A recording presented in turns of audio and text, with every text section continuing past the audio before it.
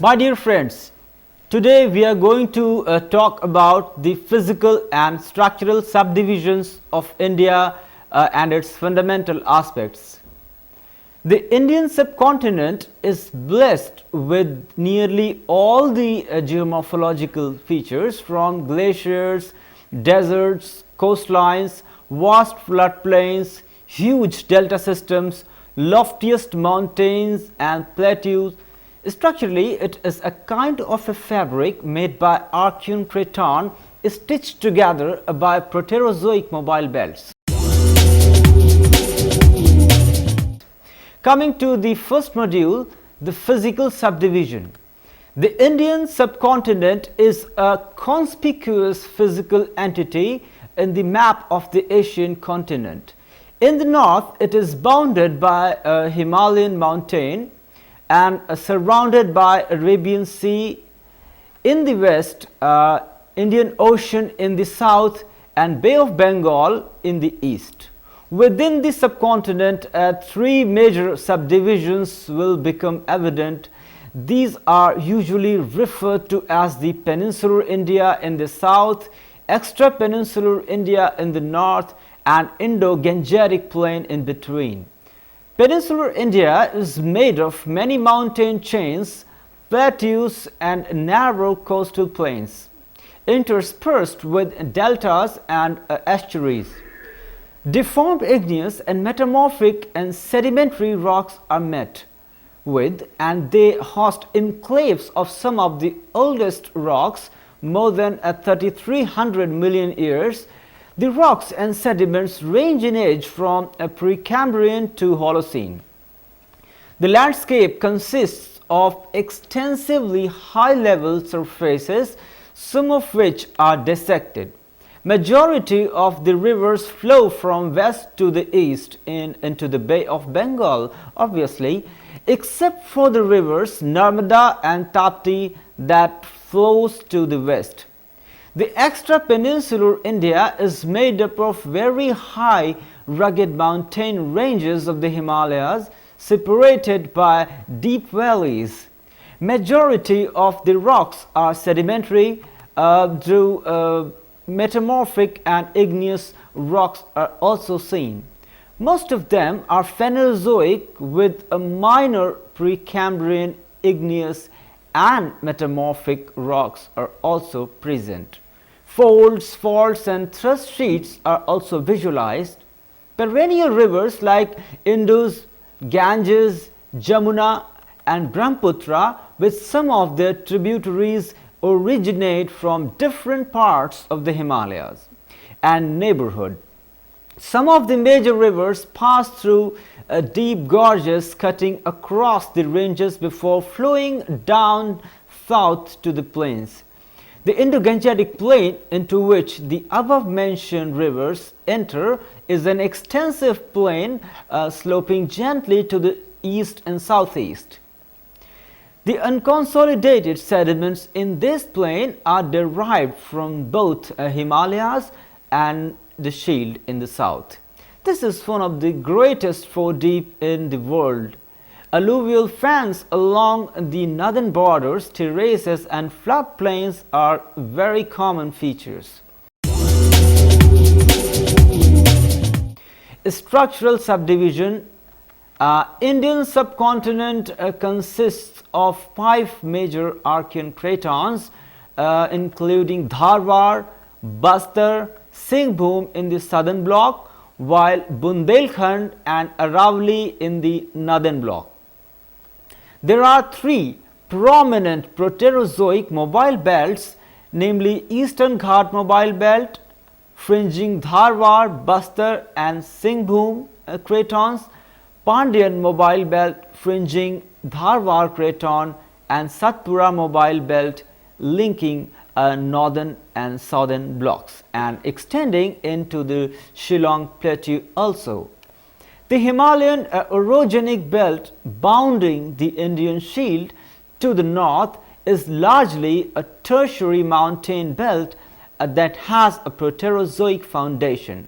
Apart from the Precambrian cratons and the mobile belts, The younger cover in the Indian Shield includes the following: the Proterozoic sedimentary basins, called in the Indian geological terminology as Piranha Basins, the vast flood basalt province as the Cretaceous tertiary boundary, that is KT boundary for short, known as the Deccan Traps or Deccan volcanic province in the western central India, with its outlier at Rajamundry and southern India. Rajmahal and Silhet Traps in the eastern India. Coal bearing Gondwana succession in Damodar, Satpura, Mahanadi and Godavari rifts.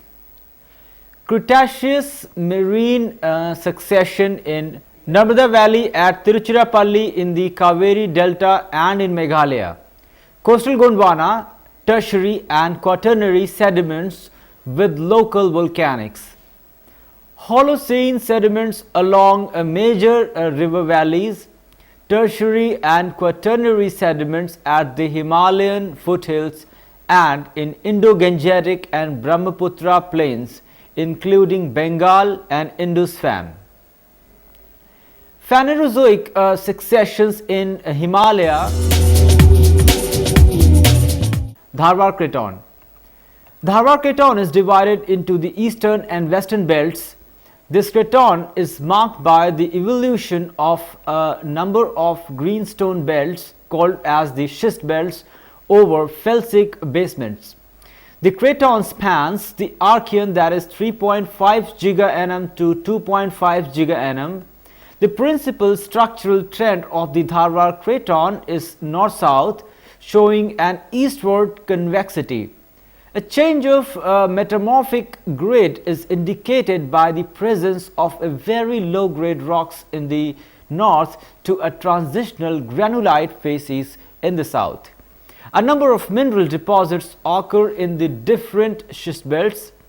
Important ones are the iron ores as BIFs or banded iron formations, chromite, nickel as sulfides, copper and gold. The eastern Dharwar by comparison shows most extensive late Archean reconstitution and granitic activities. Coming to the Bastar Craton. Bastar Craton is also known as the Bhandara Craton or as the Bastar Bhandara Craton together. It occupies a quadrangular area with a well-defined boundaries. Lithologically, the craton comprises patches of Archean supracrustal rocks engulfed in a vast expanse of gneiss granite of various ages. Well-defined Proterozoic fold belts comprising Saucer, Sakoli and Dongargar groups, etc., and cratonic platformal cover rocks of the Chhattisgarh group and its equivalents. The Deccan Trap covers it in the north. The antiquity of the Bastar Craton is indicated by the occurrence of 3.5 giga-annum old Tronzimite gneiss. The oldest supercrustal rocks host large deposits of iron ore or BIF type. Barring the general high-grade metamorphic character of the rocks, the supracrustal shows features of dismembered greenstone sequences. There are occurrences of granulite facies rocks in the Bastar Craton. The geochronological data, although poor, suggests a number of episodes of reconstitution of the basement rocks during both the Archean and Proterozoic. Important mineral deposits in the Bastar Craton include iron ore of the Belladella group, a manganese ore in the Saucer group, and copper ores in the Malanchkhand granite. Coming to the Singhbhum Craton, the most significant aspect of the recent works carried out during the last 4 decades is the recognition of an old Archean nucleus which was enlarged during the accretion of younger bodies around it. The components marked up or making up the Archean nucleus include the oldest Archean supracrustals called the Older Metamorphic Group, that is OMG, and a variety of tonalitic gneisses that intruded it. Number 2, massifs of the Archean granitoids, and number 3, the supracrustals called the iron ore group. The pre-iron ore group events are shown by the addition of juvenile materials during 3.3 and 3 gigaannums. The presence of pre-OMG basement of still older age is inferred. Based on the geochemical character of the older metamorphic group orthoamphibolites, the granitic activities at around 2.6 gigaannum mark the closure of Archean history in the Craton. The stratigraphic results of the very low-grade metamorphosed platformal sequence, the Colhan group, which occurs in close association with the iron ore group, remains a matter of debate. North of the Archean nucleus lies arcuate Proterozoic fold belts, also known as the North Singhbum mobile belts, which shows prominent northward convexity. Close to the southern boundary lies the prominent intracrustal shear zone that virtually wraps the northern half of the oval outcrop of the Singhbum nucleus. There is hardly any unanimity on the stratigraphic succession of the Proterozoic fold belts. Coming to the Aravalli-Bundelkhand Craton, separated by Son-Narmada lineament from the three major cratonic blocks, the Dharwar, Bastar and Singhbum, this large cratonic block comprises two distinctive crustal blocks, the Aravalli and the Bundelkhand, divided by an important tectonic boundary, the so-called the Great Boundary Fault. The Bundelkhand block comprises a gneissic basement formed between 3.3 and 2.5 gigaannum. The Proterozoic supracrustals includes the Gwalior, the Bijawar and the Mahakoshal groups. The block did not undergo any tectothermal events later than 1850 million years. By contrast, the Aravalli part of the Craton shows continuous geological orogenic histories that ended around 850 million years. This Craton contains rich deposits of phosphorites in addition to lead, zinc and copper ore bodies. Next is the southern granulite terrain. The popular view on the evolution of this terrain assumes a model of amalgamation of microterranes. The network of dominantly dextral ductile shear zones emanating from the Kaveri shear zones is considered as central to the problem of the assembly of Precambrian crust of the SGT, so-called as the southern granulite terrain. Geochronological data suggest the formation of granulite crust mostly during the Archean, followed by crustal reworking during Paleoproterozoic and in some only during the Neoproterozoic. Next is the Eastern Ghat granulite belt. This linear belt of deep sections is subdivided into 4 crustal provinces with widely different geological evolutionary histories. The northernmost part of the belt, bordering the Bastar Craton, formed in the late Archean. The other domains provided indication of the reconstitution by tectonothermal events in the Mesoproterozoic.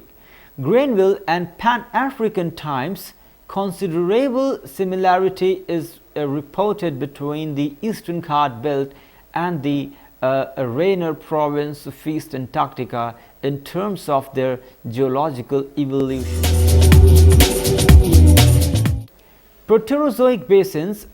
Several Tectonic basins have developed in different parts of the peninsular shield area, of which the two most important ones are the Kadapa Basin and the main Vindhyan Basin.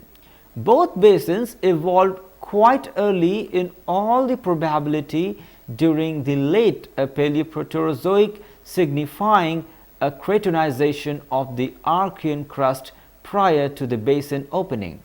A break in sedimentation is indicated by the intrusion of kimberlite pipes in the older sequence and the deposition of diamond-bearing conglomerate at the base of the upper formations. The youngest Cratonic basin developed in the west of the Aravalli Bundelkhand Craton over a basement of the late New Proterozoic plume-related volcanics to the Plutonic Malani group. Coming to the Gondwana supergroup. After a break in sedimentation for over 200 million years between the Ordovician and the early Permian, the deposition of the sediments in the Indian subcontinent started with the formation of tillites and glacial boulders beds in close association with the Permian marine beds. This was accompanied by the deposition of fluvial and fluvio-lacustrine sediments in linear intracontinental rift basins. These sediments, along with the intercalated plant remains that ultimately turned into the coal seams, constitutes the Gondwana supergroup. Precise definition of the Gondwana formations as formal stratigraphic units has suffered because of the inclusion of rocks deposited in diverse geological conditions into its ambit, and also because of the overemphasis given to the floral evidence. The Gondwana supergroup has been redefined into include dominantly continental rift basin deposits formed during the early Permian and mid-Jurassic with minor marine inputs.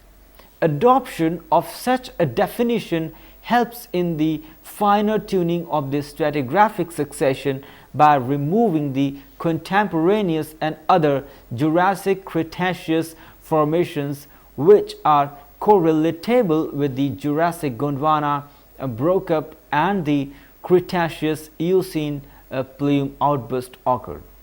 Recent studies favor the adoption of smaller subdivisions of the Gondwana supergroup instead of the 2- and 3-fold classification based on the floral assemblages. Redefinition of the Gondwana supergroup helps to identify 3 belts of the Gondwana basins. These are number 1, east-west trending Damodar Valley basins. Included in this belt is the narrow subparallel belts of the subsidiary basins occurring north of the main belt. Number 2, northwest southeast trending Son Mahanadi Valley basins.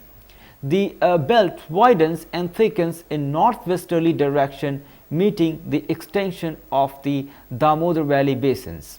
All the other units comprise sandstone with shale as the dominant lithology. A number of coal seams along with carbonaceous shale occur in the Karharbari, Barakar and Raniganj formations. The barren measure which occurs between the Barakar and Raniganj is, as the name implies, devoid of any coal seam. The Panchayat and the supra-Panchayat are also coal-free sequences. The latter is termed the Mahadeva formation in the Satpura range. Coming to the 4th module, the Himalayas. The Himalayas, the grand crescent-shaped mountain ranges with a prominent southward convexity fringes the entire northern margin of the Indian subcontinent.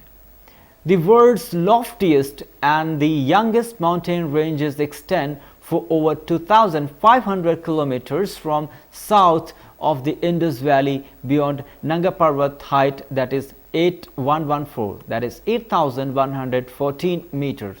In the west to Namcha Barwa, that heights at about 7755 meters in the east. Topographically, the Himalayas is bent sharply at the western end to join with the Suleiman and Kirthar ranges. With a similar sharp bending at the eastern end, the mountain range joins the north-trending Indo-Myanmar arc represented by the Naga Hills and the Arakan Yoma. The Himalayas are divided actually into the following 4 units, each showing distinctive lithotectonic character and evolutionary history.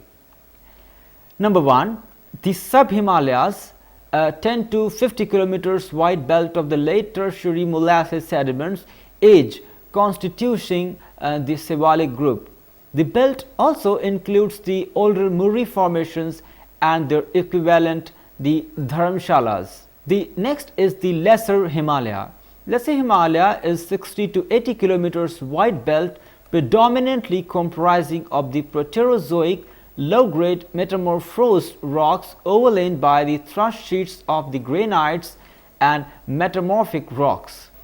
The higher or the Greater Himalayas, that spans from 10 to 15 kilometers thick belt of predominantly Precambrian metamorphites and young granites of Cenozoic age. This is also the zone of highest uplift. The next is the Tethyan Himalayas, a belt of dominantly shelf, fossil bearing or mostly fossiliferous sediments of the late Proterozoic to Cretaceous age, bounded by the Indus-Sangpo suture zone and ITSZ for short. A relatively narrow belt of the ophiolites and associated sediments.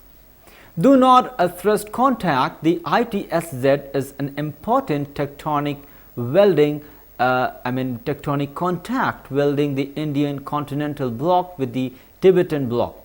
Immediately north of the ITSZ is a belt of 40 million years to 100 million years old granitoid known as the Trans-Himalayan batholiths and granites in the batholiths itself. The tectonic architecture of the Himalayas is built on 3 prominent intracrustal thrusts from north to south. These thrusts are: number 1, the main central thrust, which separates the crystalline rocks of the higher Himalayas from the low-grade metamorphites of the lesser Himalayas, and the main boundary thrust, what you call as the MBT, which regionally separates the lesser Himalayas from the sub-Himalayas. The next is the Himalayan frontal or the main frontal thrust, that is the HFT or MFT, which demarcates the tectonic and physiographic boundary between the Sivalics and the Indo-Gangetic alluvial plain. A unique feature of the Himalayas is its crustal thickness, which rises from about 35 kilometers in the Indo-Gangetic plain to thickness of about 65 to 80 kilometers over the higher Himalayas. The increasing crustal thickness is reflected in the Moho dip, which has been estimated to be 7 to 8 degrees north under the sub-Himalayas, up to over 15 degrees further north. The structural features developed between breakup of the Gondwana and Himalayan collision. The next major global event that grossly affected the Indian continental bloc was the breakup of Gondwana at around 165 million years. The initial separation resulted in marine incursions and deposition of sediments in the western Rajasthan and in the Kutch region along the west-northwest, east-southeast trending rift basins. The deposition of continental sediments, which had earlier stopped in different Gondwanan basins, before the lower Jurassic was also resumed, at least in certain cases. The Gondwana breakup event is also responsible for the development of the arrays of fracture systems in the Indian continental block. Geomorphologically expressed as the lineaments, these fracture systems which developed either as new sets of fractures or as reactivated old tectonic grains helped to significantly change the geophysical character of the Indian crust in a variety of ways. As the Indian continental block, along with the Madagascar and Seychelles and Antarctica remaining attached to it, moved northwards following the dismemberment of the Gondwana, it was affected successively by the outbursts of the plume heads centered at Marion, Reunion, Crozet and Kerguelen Islands. The manifestations of the Crozet plume outbursts are virtually unknown. The Marion plume outburst resulted in the separation of Madagascar from the Indian continental block during 80 to 90 million years.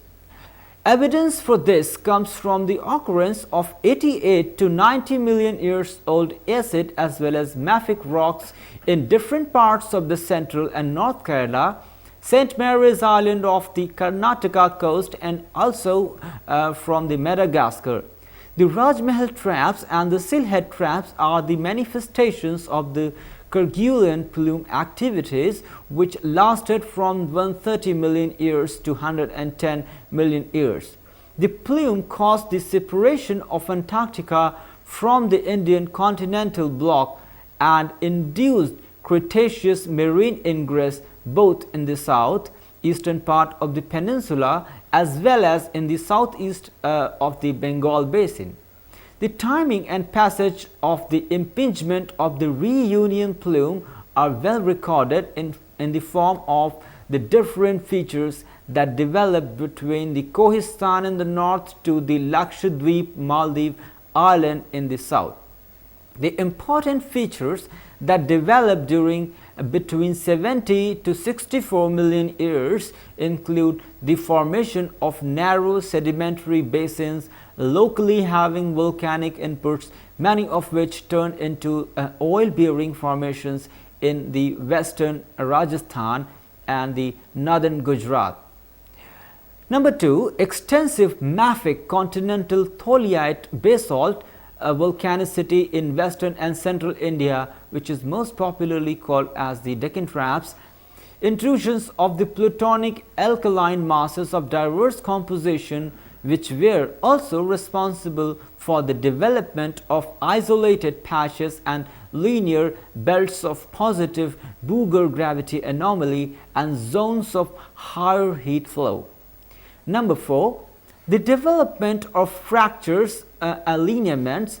The paleomagnetic data from the Deccan flood basalt suggest their development in two stages during the C30 North and C29 rivers. Quaternary. The Quaternary geology, which began with the waning phase of the Sivalik sedimentation, came to an end with most recent upheaval of the Himalayas. The deposenters had by then shifted to their subsiding southern part, which ultimately evolved as the Indo-Gangetic Alluvial Plain, IGAP for short. Geographically apart from the Indus-Ganga flood plains, the IGAP also includes the narrow basin of the Brahmaputra River in the east and the Thar Desert along with the northern Gujarat plain in the west.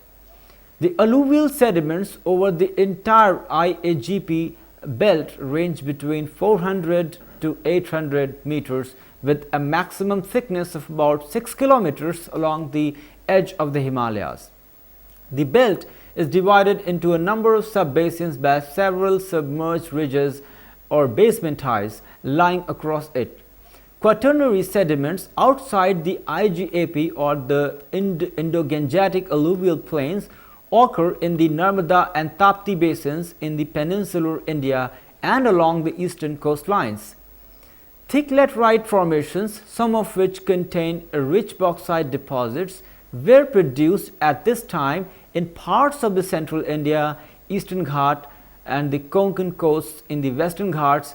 The former or the formation of the Thar deserts in the east of the Indus basin, which had a fluvial prehistory, is linked between the establishment of the monsoon systems over the subcontinents by mid-Pleistocene with the high-rising Aravalli mountains producing the rain shadow zone to its west. The series of saline lakes that dot the entire desert land were formed by the segmentation and blocking of the river channels due to the new tectonic movements. The quaternary new tectonic movements caused spectacular geomorphic changes in the entire subcontinent, primarily through the movements of the fault-bounded blocks. The run of Kutch in the northern Gujarat is a classic example of the regional uplift during the historical times. The development of the Ganga-Brahmaputra Meghna Delta complex, also known as the Sundarban Delta, is a very important geological landform feature which evolved in 3 stages of the tectonically influenced delta sedimentation processes during the late Pleistocene. Thank you very much.